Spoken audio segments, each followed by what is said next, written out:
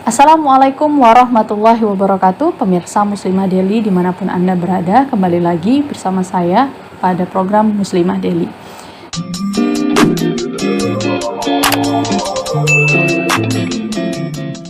Di tengah hantaman badai pandemi dan juga isu kolaborasi resesi, nampaknya ekonomi mulai tidak stabil. Di samping itu, pemerintah juga gencar untuk melakukan berbagai macam program, termasuk salah satunya dalam kegiatan B20 Summit yang akan mendorong kaum perempuan dan kaum ibu untuk menjadi garda terdepan menstabilkan ekonomi negara. Terdengar solutif, di tengah isu krisis yang melanda, selalu ada permasalahan dilematis yang terjadi. Seperti apakah itu? Kita akan bahas bersama dengan narasumber kita kali ini. Assalamualaikum Ustazah. Waalaikumsalam warahmatullahi wabarakatuh. Apa kabar? Alhamdulillah. Alhamdulillah. Masih Allah berikan kesehatan, rizki, dan nikmat Islam. Amin. Alhamdulillah. Nah, kita akan bahas terkait dengan masalah ekonomi dan juga perempuan nih Ustazah. Jadi apakah dalam momen B20 ini yang pemerintah di dalamnya mendorong kaum ibu untuk menjadi garda terdepan ini sepertinya akan cukup solutif menurut mereka.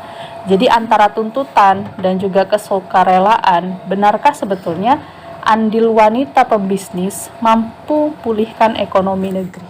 Kita harus lihat dulu persoalan ekonomi hari ini gitu ya, bahwa yang terjadi hari ini menurut laporan terbaru IMF itu adalah bahwa memang kondisi ekonomi tahun 2023 ini memang gelap gulita gitu ya. Kenapa dikatakan hingga gelap gulita? Karena memang harus menghadapi resiko resesi dan ketidakstabilan pasar keuangan. Bahkan laporan tersebut menyampaikan bahwa pertumbuhan ekonomi tahun ini itu hanya 3,2%, sementara tahun depan itu hanya diperkirakan hanya mencapai 2,9%. Dan laporan IMF yang terbaru ini direspon memang sudah oleh Presiden RI ya, dengan mengatakan bahwa tahun ini adalah tahun sulit dan tahun yang gelap ya. Bahkan tidak tahu badai besarnya akan seperti apa dan sekuat apa Indonesia akan bisa menghadapinya gitu ya.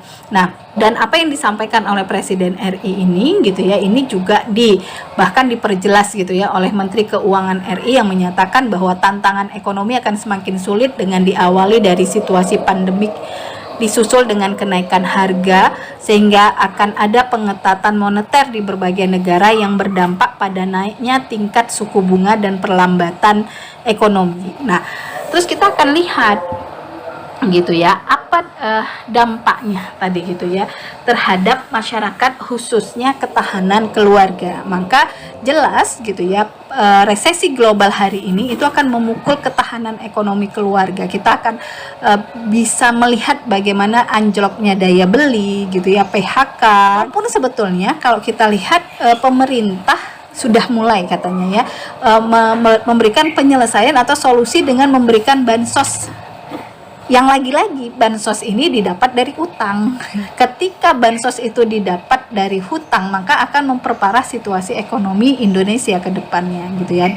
Kenapa? Karena daya beli akan semakin turun karena turunnya nilai mata uang. Nah, tapi di satu sisi hari ini negara itu menaikkan harga jual barang kebutuhan pokok massal seperti listrik, BBM dan lain-lainnya, sehingga pada kondisi tertentu itu akan terjadi peningkatan angka perceraian yang luar biasa dan bunuh diri. Dan hari ini dari berita-berita yang kita lihat itu sudah mulai terjadi gitu. Nah, dengan kondisi seperti ini gitu ya, ketika tadi ada solusi yang semakin kencang digagas, salah satunya dengan B20 Summit ini. Jadi kalau dikatakan solusinya tadi itu adalah ikut andilnya perempuan dalam berekonomi, itu sepertinya tidak benar gitu ya. Justru itu penyesatan opini yang ada gitu. Nah, justru yang harus kita waspadai adalah kenapa program ini dikibarkan sedemikian rupa gitu ya, apalagi yang di B20 Summit ini gitu ya. Nah, kita coba lihat bagaimana pernyataan Hillary Clinton di sebuah konferensi di Peru. Dia mengatakan bahwa pembatasan partisipasi ekonomi perempuan membuat kita kehilangan banyak sekali pertumbuhan ekonomi dan pendapatan di setiap wilayah di dunia.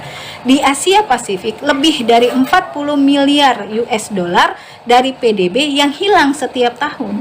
Nah, kalimat Hillary Clinton ini justru menyampaikan kepada kita bahwa partisipasi ekonomi perempuan atau partisipasi perempuan dalam bidang ekonomi ini justru memberikan keuntungan kepada negara-negara kapitalis. Nah, sehingga kalau kita lihat sebetulnya sistem kapitalis yang sudah gagal ini, sistem ekonominya gagal mensejahterakan manusia, ini justru mengeksploitasi bahasa feminisme dan kesetaraan, mempromosikan narasi pemberdayaan perempuan dalam ekonomi itu demi keuntungan finansial murni.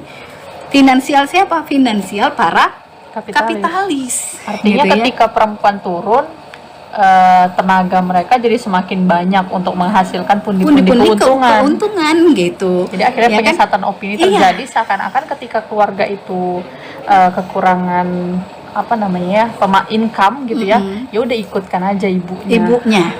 Yang seakan-akan ini menjadi solusi, padahal kan tadi gitu ya, bahwa persoalannya ada di kerusakan sistem ekonominya yang tadi membasiskan pada spekulasi dan riba, kan begitu. Sehingga akhirnya narasi-narasi seperti tadi gitu ya, bahwa pemberdayaan perempuan dalam ekonomi, kesetaraan gender dalam berbisnis ya, dalam bekerja gitu ya, itu ya hanya semata-mata kebohongan kapitalis dan feminis yang telah menipu kaum perempuan. Karena kalau kita lihat, kalau memang negara atau sistem ekonomi kapitalis ini berniat untuk mensejahterakan perempuan, maka harusnya yang pertama kali dilakukan oleh sistem ekonomi itu adalah menghilangkan pungutan pajak pada perempuan misalnya gitu. Tapi coba kalau kita lihat hari ini, perempuan sudah bekerja dengan segala resiko yang harus dia tanggung ya, dengan korbanan yang harus dia berikan gitu ya.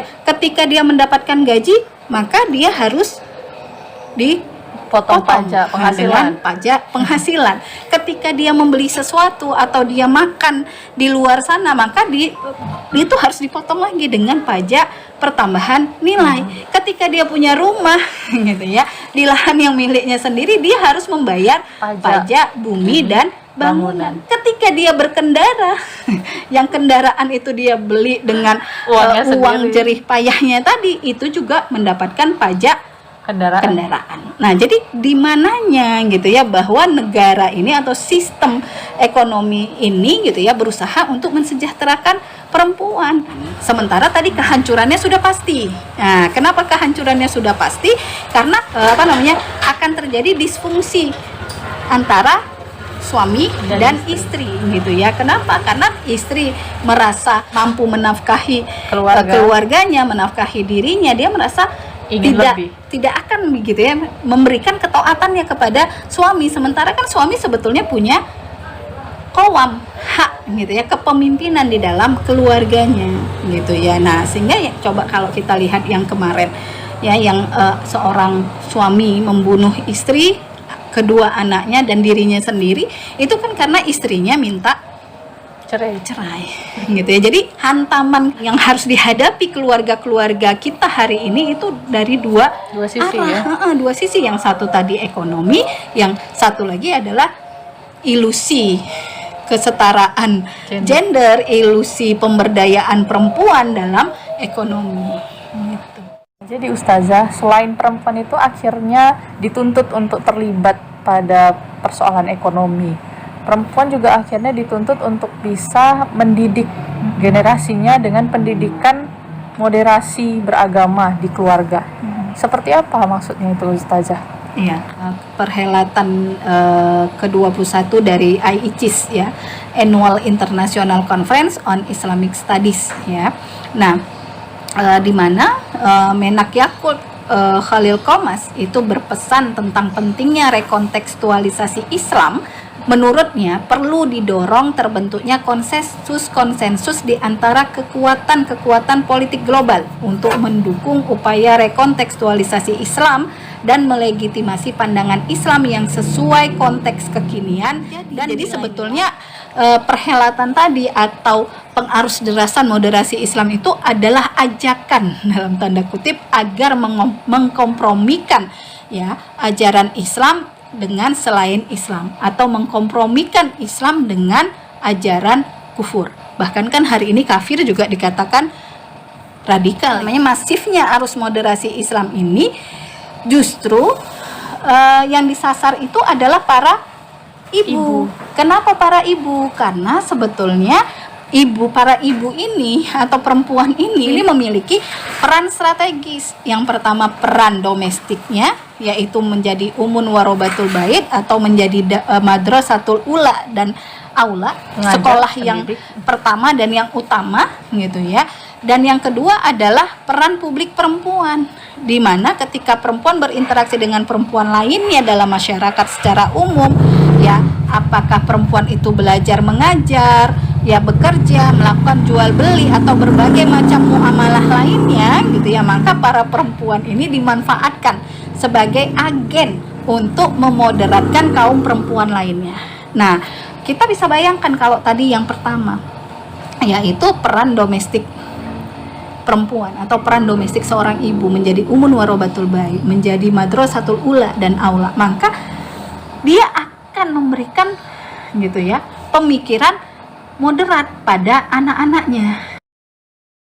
Ya, sehingga kalau kita lihat hari ini pemberitaan yang cukup viral yang baru-baru ini adalah bagaimana seorang anak SD gitu ya menuliskan surat cintanya secara vulgar tadi gitu ya. Nah, ini kan menunjukkan bahwa anak-anak ini gitu ya menjadi anak-anak yang termoderatkan gitu ya, yang krisis agama, krisis akhlak, bahkan nanti menjadi krisis identitas muslim. Jadi intinya ya kaum ibu yang telah termoderatkan ini otomatis akan menghasilkan anak-anak muslim yang moderat pula gitu ya.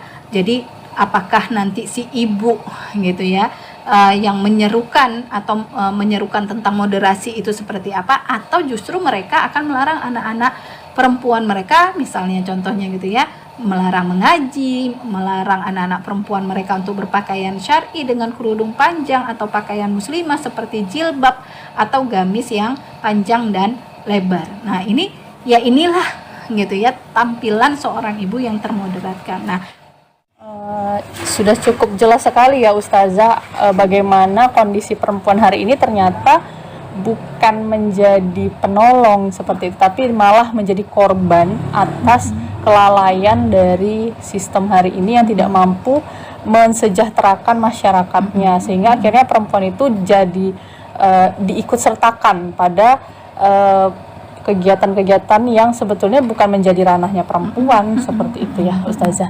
Nah, kemudian kalau memang seperti apa yang sudah Ustazah sampaikan, kerusakan apa sebetulnya yang akhirnya terjadi sampai seperti itu parahnya lah terjadi yang kita bisa terima gitu, karena setiap keluarga pasti kayaknya punya masalah yang sama, hampir sama seperti itu.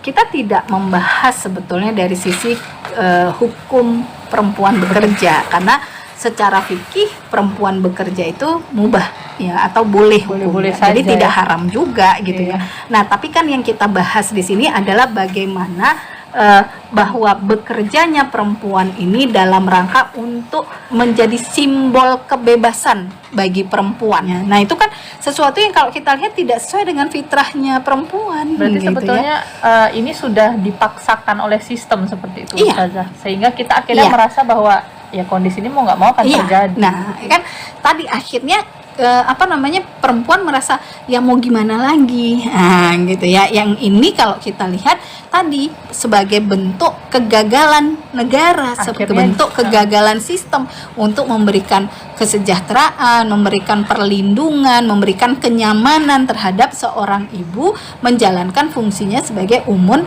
warobatul bait kan.